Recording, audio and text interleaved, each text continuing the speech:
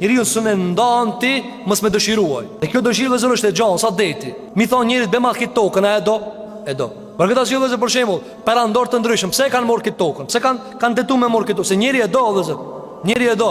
Për këtë arsye Allahu xhelalu për me e kënaq njeriu në xhennet, Allah na po fitën, çka bën jep tokë shumë tokë. Derisa njeriu si besohet se Allah ka më bën këtë pronar kësaj toke. Pse jep shumë tokë vëzër? Se njeriu nuk e kënaq për shumë tokë. Por çati i shef perandorat, ai shef perandorit, munon sa më shumë shtete me mor dhe toka rreth vetes. Ti e shef vëzër për shembull në lokal.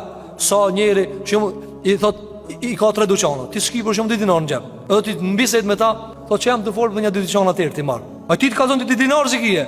Çka të vjen ti mi thon? Po çato ti tribe i ki? Po pse mos mi pas 5? I ban 5 dyqana valla, i jap me qira.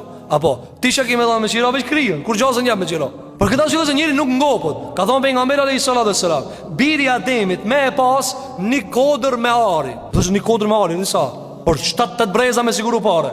Nëse ka thonë me e do dhe një. Edhe një kodër. Me e pas ditën edhe një kodër edhe, tretën. Ka thonë alayhis salam, nuk e ngop birin e Ademit pos dheu. E ku ta shtishin formë me thonë, a do më altan s'folaj më. A do dhe një 4-5 duqana me qira, s'fol më. Veç kjo jam bil gojë vëzë.